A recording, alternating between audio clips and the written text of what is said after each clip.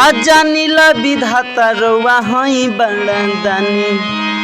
महल अटारी कैनी टूटही पालानी ई सुदामा के कहानी सारा जग जानेला ई सुदामा के कहानी सारा जग जानेला। पवन चाचा ले लेवे के बा कि हमारा जोगिया के कृष्ण मुररिया के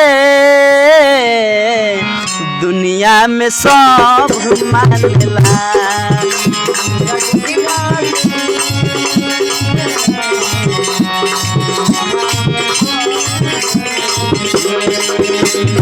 जानिला विधाता रउआ होई बड़ा दानी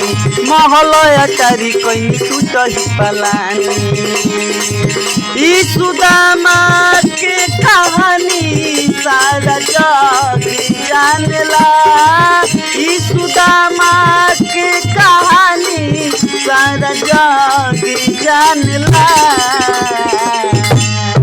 हमारा जोगिया के दुनिया में सब मानेला हमारा जोगिया के दुनिया में सब मानेला।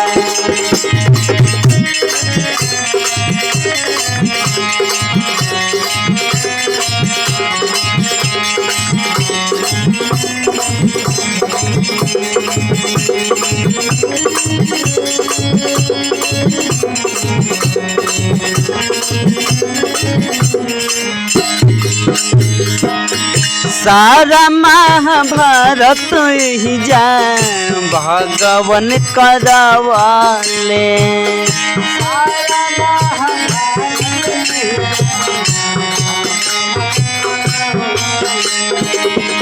अपने इशारा पाहो सबके नचावाले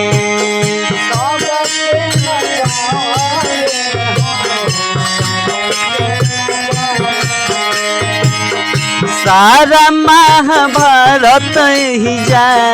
भगवान करवाले अपने इशारा पाहो सबके नचवाले भक्त आवेला परीक्षा तब तब मानेला भक्त आवेला परीक्षा तब तब मानेला। हमारा जोगिया के दुनिया में सब मानेला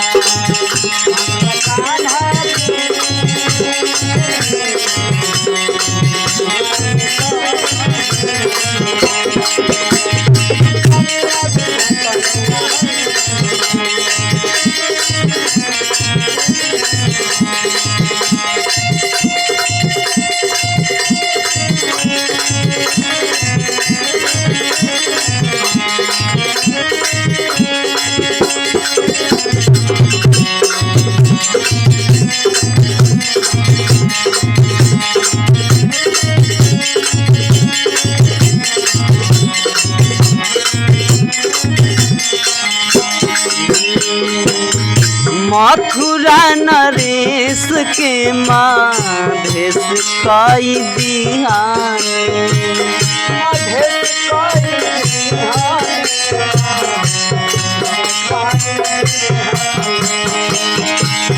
मेरे उमिरिया में पाराने उनकर लिहाने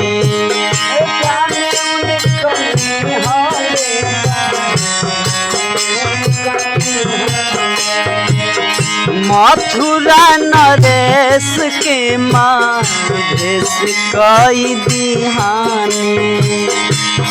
मेरे उमिरिया में उनका पराने उनकर लिहाने आँख खुले जब ललन के तब तब मान मानला आँख खुले जब पुनित के तांब तांब मानला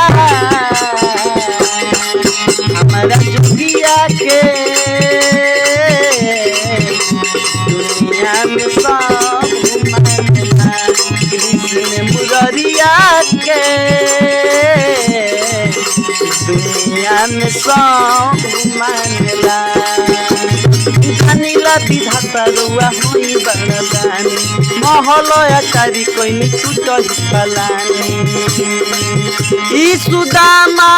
के कहानी सारा जग जानला ई सुदामा के कहानी सारा जग जानला हमारा कान्हा के दुनिया में सब जानला हमारा कान्हा के दुनिया में सब मानेला कृष्ण मुरारिया के दुनिया में सब मानेला।